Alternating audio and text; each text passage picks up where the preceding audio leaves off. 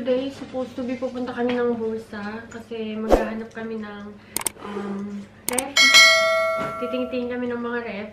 And ang plano kong ref is yung dalawang pintuan, yung pag-ganun. Yung katulad ng ref namin sa France. Nagsukat-sukat si Gunner.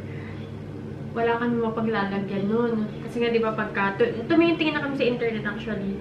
And pag tumingin ka kasi sa internet, di ba, nandun na yung size ng ref. If it's standard or what. Depende sa kung dalawa ba yung pinto or hindi. And nagsukat si Gunner dito. Wala, hindi siya pwede. Pwede naman, kaya lang nakatabingi. Tapos sabi ko, dito naman, pwede naman siya. Ang kaso lang yung pintuan, hanggang ganito mo lang siya mabubuksan. So, medyo tagilid. Tapos he also plan to cut the counter. Kaya lang matrabaho pa yun. Sabi ko, wag na matrabaho pa yun. Sabi ko, ang bilhin niya na lang yung katulad ng ref na, yung standard na ref ba. And baka yun na lang talaga yung bilhin namin. Kasi we don't have any choice. Wala kami paglagyan ng ref. Kaya ganun. Tapos pupunta rin kami ng tax sa bursa. Dahil nga magbabayad ako ng tax dahil sa trabaho ko, di ba? And ibabalik din namin yung funds ni Ate Barbie. Ang kaso, hindi kami natuloy. Nakiusap sa akin si Gunner dahil nga walang magbabantay ng market niya. Kasi nga, yung mama niya ang nagbabantay ng market niya every morning. Kaya lang, kailangan kasi pumunta ng mama niya dun sa market ng mama niya dahil maraming tao mamaya. So, sayang yung kita, di ba? Kaya sabi niya, okay lang ba kung Wednesday tayo, ay Tuesday tayo papunta? Sabi ko, walang problema. And ako rin naghatid sa mga bata, kay Barbie at saka kay Yaren, kasi si Gunner natutulong. Guys, parang first time pa lang ata naghatid kanila Barbie at kanila Yaren. Anyway, I got chicken. Gusto ko kumain ng adobo. Alam mo talaga, may panglasa eh, no? Tapos, bumili din ako ng chocolate. Baka magchampurado ako. Hindi na siguro ako magbabalik ng tulog kasi mag-e-edit pa ako. Kung maglilinis pa ako. Pagkain ni Gunner. Tapos, itlog. Ayan lang. Kasi nga magawa ko nga, dapat ako kagabi, kaya lang walang itlog. And soup. Bumili din ako ng mga tinapay. Ay, makakain tayo, nagugutom ako. Nagluluto ako ng champurado. Ito yung nilalagay ko sa champurado. And gustong-gusto to ni mama, pati ng mga bata. Nagustuhan nila. Depende. Ito kasi yung bitter. Ito kasi yung medyo, milk. Milk chocolate. Yung normal chocolate lang pa. Pero, dalawahin natin na milk chocolate. And then, isang bitter. Tatlo lang yung nilalagay ko. Sakto na yan. Tapos, ito na yung aking champurado. Wait. Sabi pa sa akin ni mama dati, nung unang dating niya dito, tas nagchampurado ako, sabi niya, Han, wala bang malagkit? Dapat malagkit yung champurado, hindi yung bigas. Sabi ko, ma, pag nagchachampurado ako, bigas lang. Ganun ba? Tas nung natikman niya na yung champurado ko, okay na. Eto, papalagyan ko to ng gata kay mama. Kaya lang kasi pag binuksan mo yung gata, kailangan gagamitin mo na yun dahil masisira yun, di ba? Dahil yung gata namin na meron kami dito is malaki. Hindi naman pwedeng ubusin yung lahat. Malinis yung kamay ko, guys. Kakahugas ko lang. Hindi na talaga ako natulog. Kasi mag-e-edit pa ako. Buti na lang nakaligo na ako kagabi. Okay, so ganito yung ginagawa ko. Hindi ko na siya pinuputol-putol. Minsan pinuputol-putol ko. Minsan pagka ganitong hawak-hawak ko yung camera, hindi ko na siya pinuputol since matutunaw din naman yan. Tapos, ang gagawin ko dito para makakain ako is lalagyan ko, hindi ko siya lalagyan muna ng asukal. Hayaan ko lang siya na ganyan. kukuha ako ng para sa akin. Tapos lalagyan ko na ng asukal. Kasi may chocolate na to. Sobrang ibang lasa na nito dating sa akin. So, ganyan lang yung aking champurrado. I-mix-mix lang natin yan. Guys, magpe-prepare lang ako ng pagkain ni Gunner. Kasi, in 50 minutes, gigising na yun siya.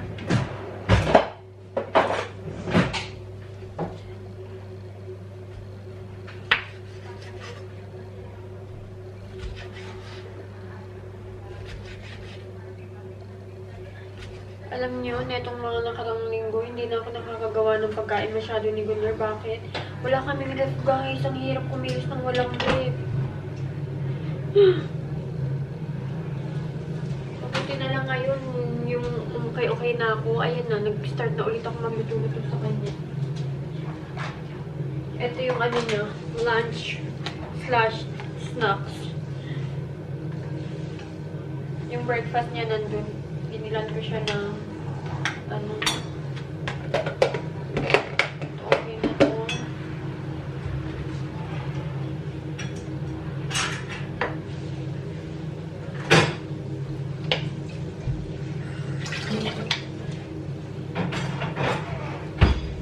Napakasarap ng ulam namin. Oh my goodness. Naway magkalasa na ako. Namimiss ko ng kumain talaga. Namimiss ko ng magkalasa. Kain tayo. Bilisan lang natin habang nag-e-edit. Kasi anong oras na? I have to leave in 20 minutes.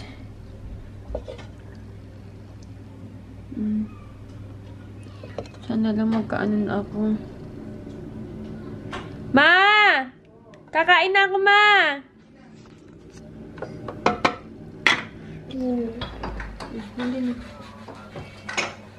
That's not right way to color that. Yes, I shared this. Mommy, where did you get this?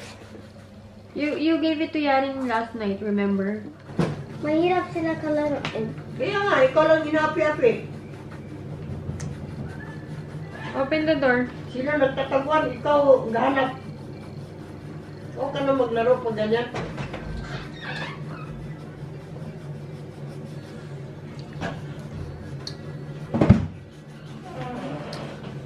Go to the Barbie to start the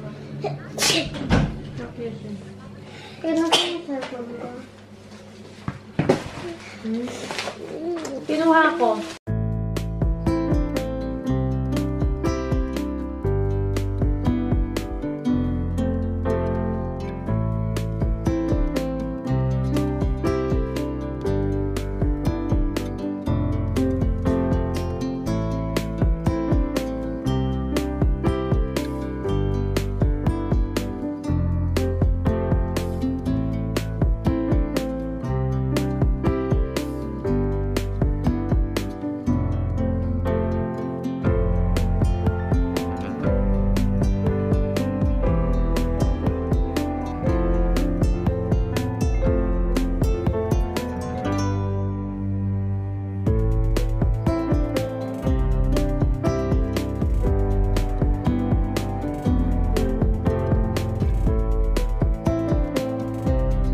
Are you done? Not yet, almost.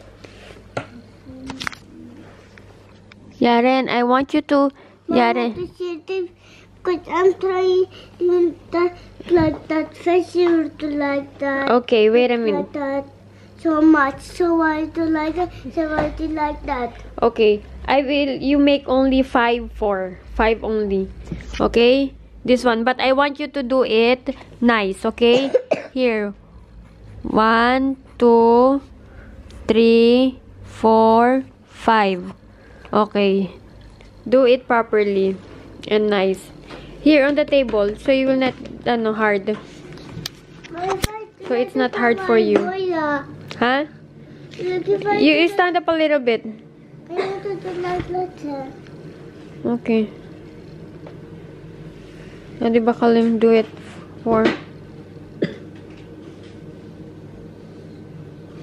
Very good.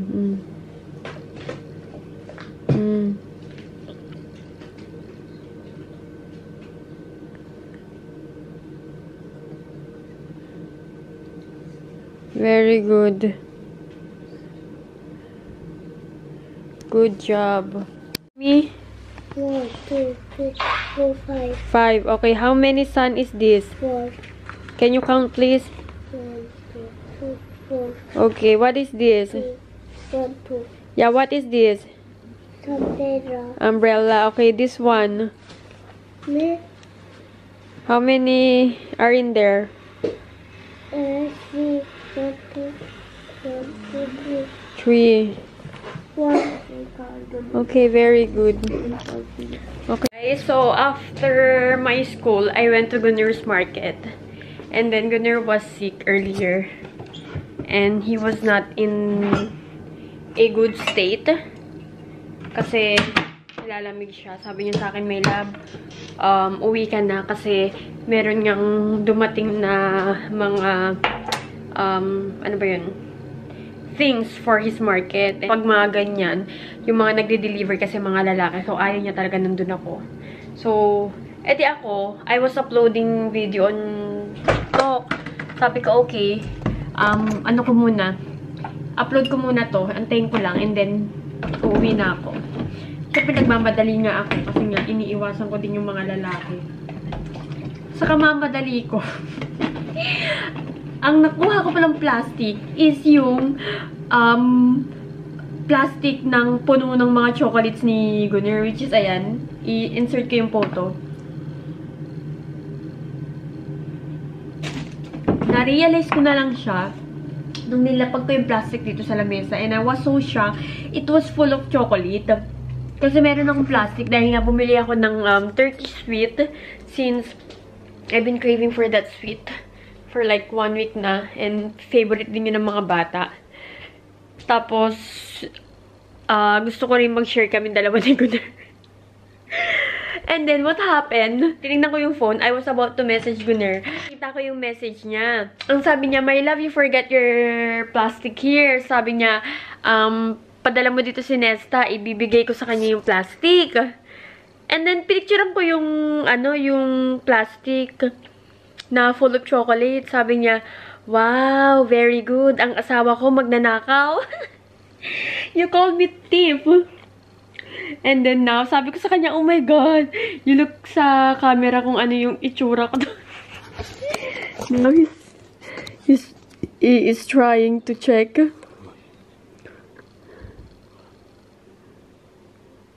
Look! Where is my plastic? Where was my plastic? That one? Okay, you back again. Oh my gosh, I was so shy. Give me on alt, no. Naman, nagti-tiktok pa ako dyan kasi nga I was uploading video eh. Andiyan biglang dumating si Gunnar. Nahuling camera ang pagnanakaw.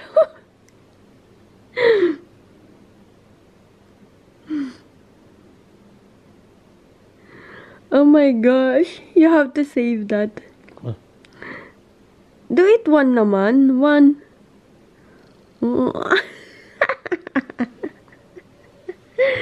My love. Ben hırsız mı? Evet. Why it's in the plastic? The chocolate. Kasi nagtataka ako bakit nasa plastic yung yung chocolate, yung pala dinala pala ng mama niya. My love, you're so bad. My love. Because you called me thief. Sen yap öyle ve ben manyak. So, anyway guys, si Yaren is para siyang may sakit. Namumula nga yung ganito niyo. Dahil, siya, hatching siya ng hatching, tapos meron siyang ubo at sipon. Sa lamig yung guys eh, kasi palagi kami lumalabas na itong mga nakarang araw. Dahil nga, enough na I've been at home for like 2 months guys. As in, almost 2 months. And hindi maganda siya sa health ko. Napansin ko.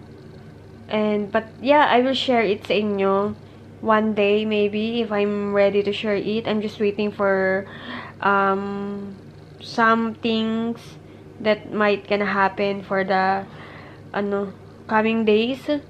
And after that is maybe I will share it to you guys kung ano ba yung nangyari sa akin. Full, lahat-lahat. Alam niyo naman ako, guys. I miss this. I miss vlogging. Naiyak ako. Namimiss ko lahat. I was watching my vlogs before and then, oh my God, I said, goodness, nakakamiss. Hindi na ako yung ganun mag-vlog before. I changed. Nag-iba na ako. Parang, I'm not like, dati, as in talagang details kung details. Information kung information. But now, napansin nyo naman, very, alam mo yun, very small details na lang yung mga na-share ko. But yeah, I will back. I'm getting there. Anyway, yeah, my love. You say thank you for watching. Thank you for watching. Yeah, thank you for watching. Good night. Good night. I love you. I love you too. Do you love them? Do you love them? Them na. Sen onlar seviyor musunuz? Çok seviyorum baby. No, the viewers. Those people watching. Evet. Teşekkür ederim baktığınız için. Ayun lang sagot niya. Ayun sabihin, I love you. Marami ng masasamang tao sa buong mundo. Huwag na tayong dumagdag pa. Peace. I love you. Grabe, nakalimutan ko na yung yung lagi ko sinasabi at the end of my vlog. Nakalimutan ko na talaga siya. Siguro manonood ulit ako ng mga vlog ko na may mga end part. Kasi hindi ko na alam talaga. But yeah, I guess, God bless.